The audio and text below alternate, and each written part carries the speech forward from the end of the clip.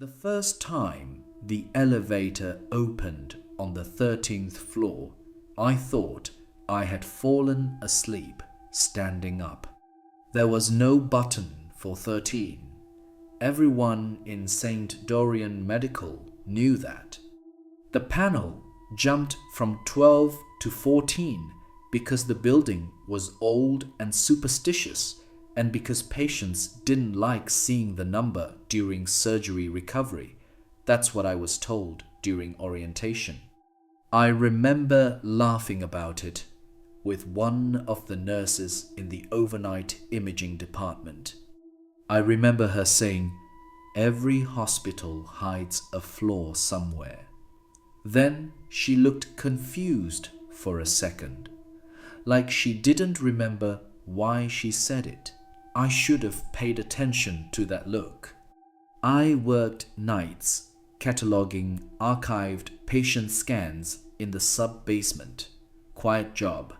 Mostly forgotten files, dead names, broken records from decades ago. The kind of work nobody notices unless something disappears. Every night at 2:13 a.m., I'd take the north elevator from B3 to the radiology offices at 7. Same route, same humming fluorescent lights, same smell of antiseptic and overheated wiring trapped inside the elevator walls. And every night, just before the doors closed, I'd hear something above me. Not footsteps, metal instruments, a distant rhythmic clatter, like surgery trays being prepared somewhere deep inside the building. At first, I assumed it traveled through the shafts. Hospitals never truly sleep. But after a while, I noticed something strange. The sounds only happened when I rode alone. One night, around the end of October, the elevator stopped between 12 and 14, not abruptly, smoothly, deliberately. The display didn't show a number at all, just a dash. The lights dimmed so softly I almost didn't notice. Then the doors opened. The hallway outside was dark except for a pale strip of yellow light leaking from somewhere farther down the corridor. I remember thinking the floor looked older than the rest of the hospital. The tiles were smaller, greenish, stained with age. The walls had wooden trim instead of steel guards, and there was sound coming from the distance. A surgical monitor beeping slowly, clink, metal against metal. Soft voices speaking behind closed doors. I didn't step out immediately because my brain was still trying to force the scene into something rational. Maintenance level, renovation floor, storage. But then I looked beside the elevator doors and saw the number bolted into the wall. Simple brass numbers, like they had always been there. The doors closed before I could move. When I reached 7, I asked the security guard at reception if there was a restricted surgical floor above 12. He stared at me for several seconds. Then he laughed too hard. "There's no 13 here." I told him the elevator had stopped there. He stopped smiling. The strange thing is, I don't remember his face anymore. I remember the shape of his uniform. I remember the coffee stain on the desk.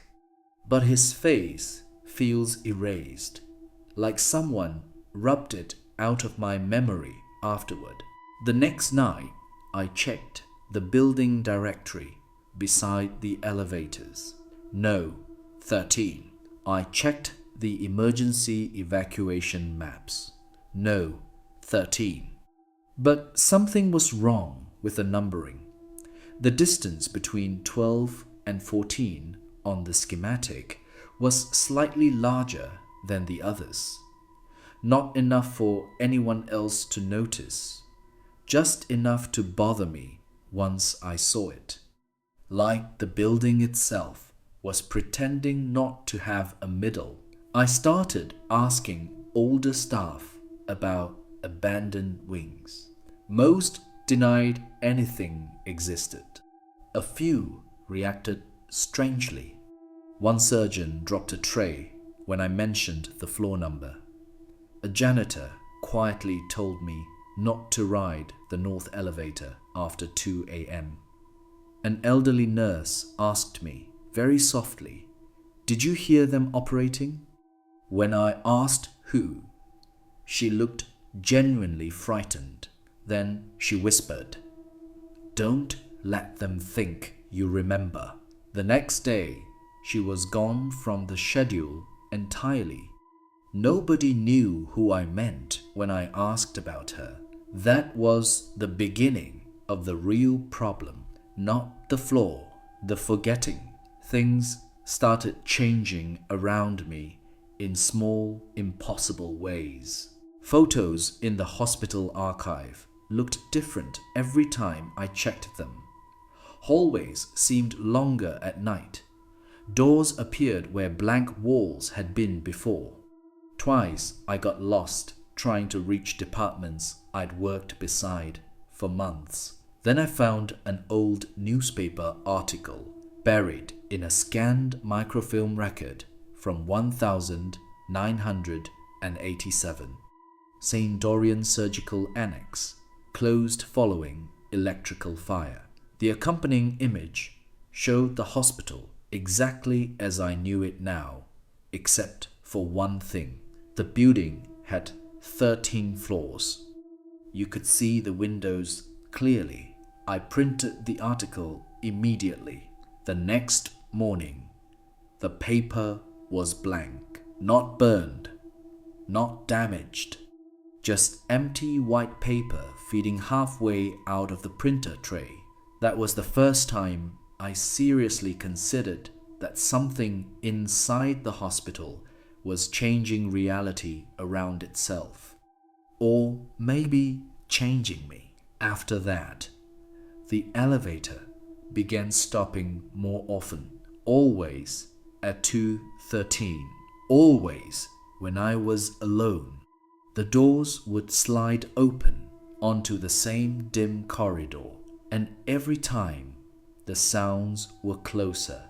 Wet ventilation hissing softly, wheels squeaking across the tile, muffled voices discussing procedures I couldn't understand. I started noticing details. The lights weren't electric white. They had that old amber hospital glow from outdated bulbs. The walls carried faded room numbers. Some doors had little wired glass windows. And there was always one thing I could never explain. The operating room at the end of the hall was always open exactly 3 inches. No matter how long I stared, no matter how many times I returned, 3 inches, and someone was always standing inside the gap, not moving, just enough visible to know a person was there. A surgical mask, one eye, darkness behind them, waiting. The first time I heard my own name from inside that room, I stopped sleeping properly. Not spoken loudly, not aggressively, just calmly, like a nurse calling a late patient. "You're behind schedule." I ran back into the elevator so fast I nearly fell. But when the doors closed, the panel no longer had numbers. Only one button remained lit. I pressed every other space on the panel until my fingers hurt. Nothing happened. Then the elevator started descending impossibly fast. My ears popped, the lights flickered. For a moment, I saw reflections in the steel walls that weren't mine, figures standing beside me in old surgical gowns, their faces blurred by static light. One of them leaned close enough for me to hear breathing through a mask.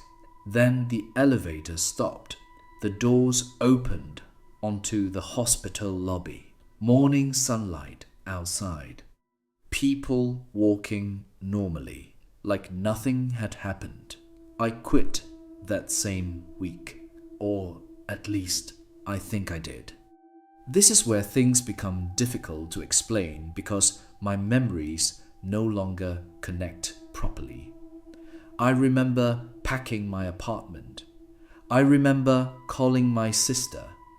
I remember driving away from the city at sunrise. But I also remember returning to work the following night, and the night after that. Sometimes entire days vanished. I'd wake up in my apartment with hospital access cards in my pocket. I swear I had thrown away. Once I found surgical gloves folded neatly on my kitchen table. Not modern gloves, yellowed latex, powdered inside. There were other changes too. The world outside the hospital started feeling thinner somehow, incomplete. Stores I visited for years disappeared between days. Streets ended in construction walls that hadn't been there hours earlier. Phone calls cut into silence midway through conversations. Even the city itself felt quieter every week. Less traffic, fewer people, more fog. I stopped trusting clocks after every digital screen I looked at eventually displayed 2:13.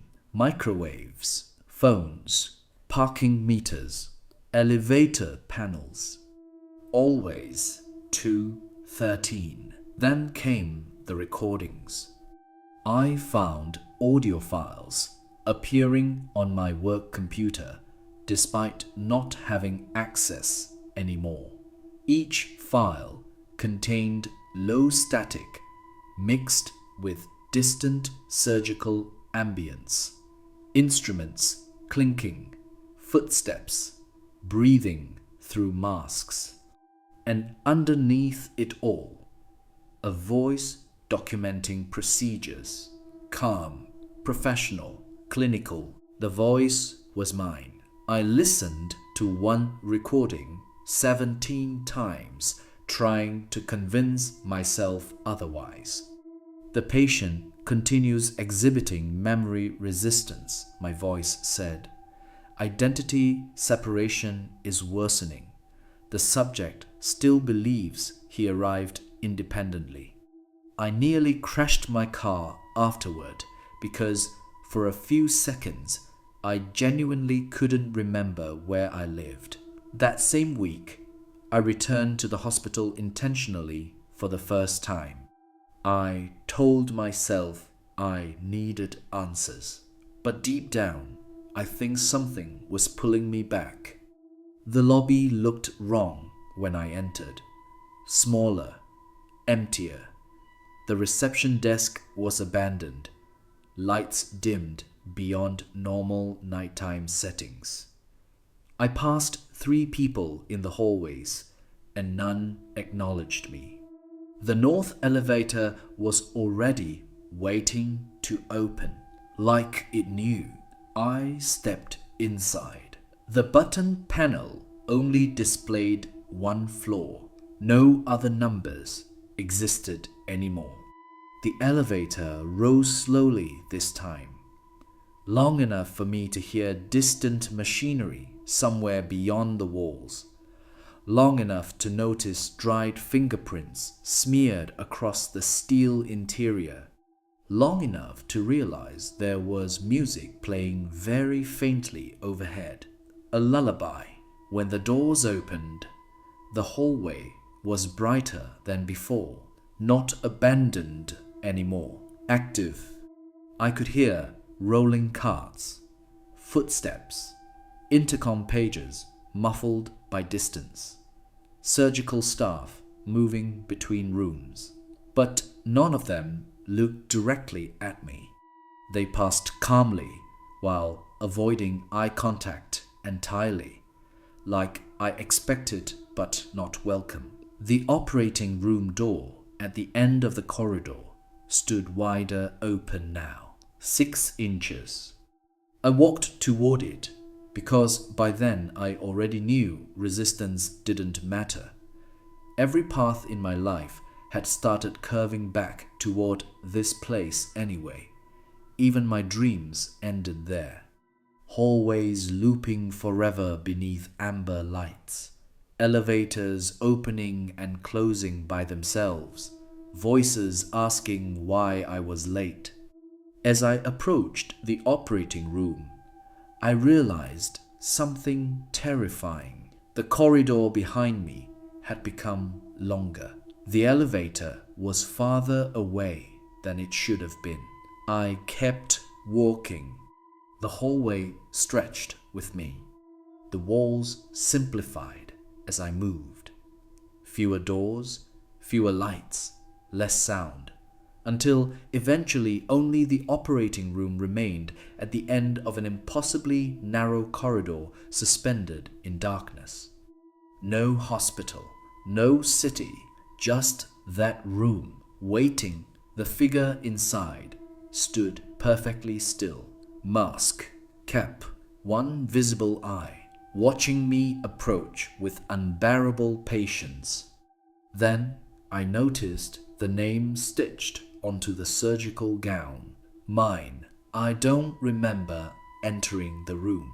I only remember the cold, the smell of antiseptic, and dozens of observation windows surrounding the theater, each containing people standing silently behind glass.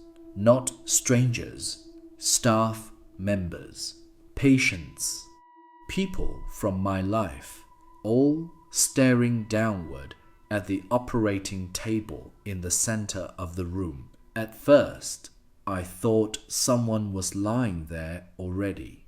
Then I realized the body on the table was wearing my clothes.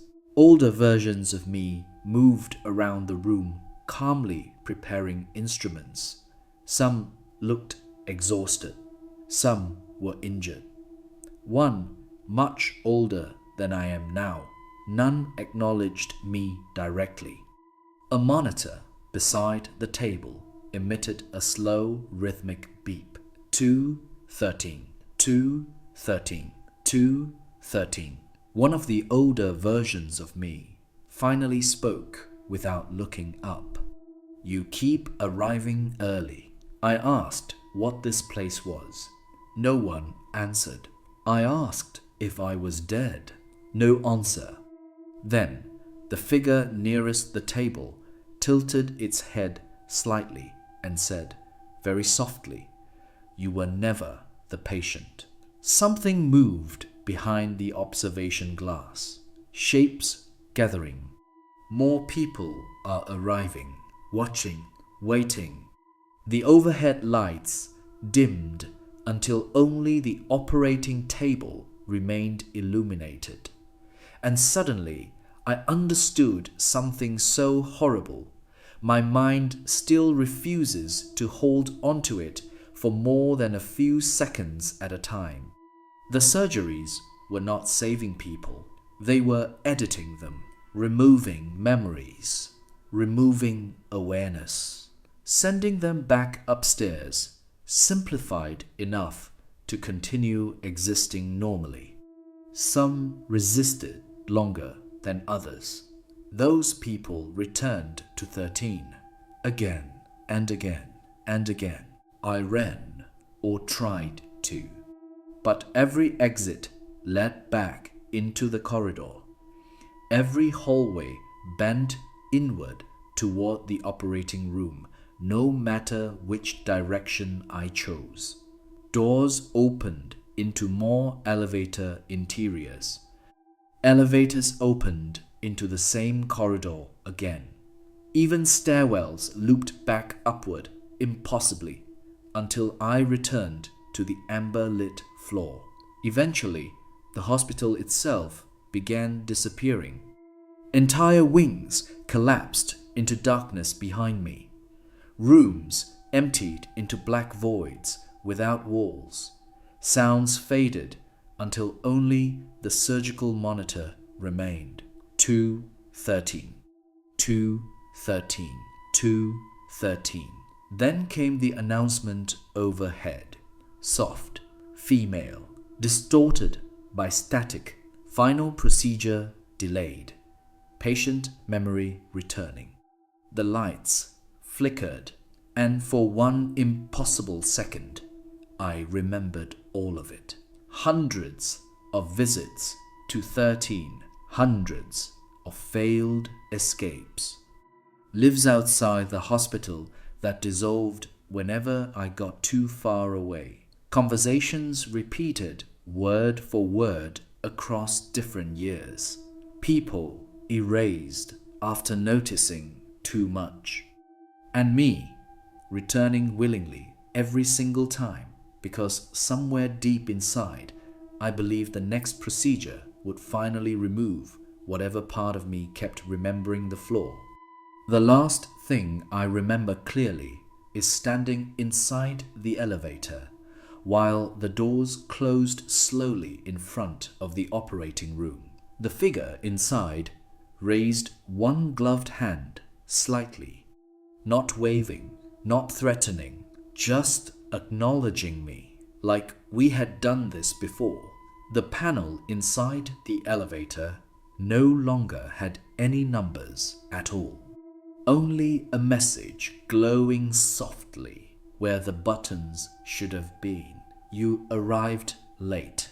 Then the elevator began moving downward forever. Sometimes I still wake up in my apartment believing I escaped. I go outside. I drive through the city. I speak to people. Everything feels almost normal, except for the moments when reality loses focus around the edges. A missing hallway, a stranger wearing surgical gloves on the train, an elevator opening one floor too many. And every night at exactly 2:13 a.m., I hear distant surgical instruments somewhere above me. The strange part is, lately, other people have started hearing them too. Maybe you already have. Maybe that moment when an elevator paused too long between floors wasn't mechanical after all. Maybe there's a reason some buildings skip 13. Or maybe you've simply forgotten what waits there.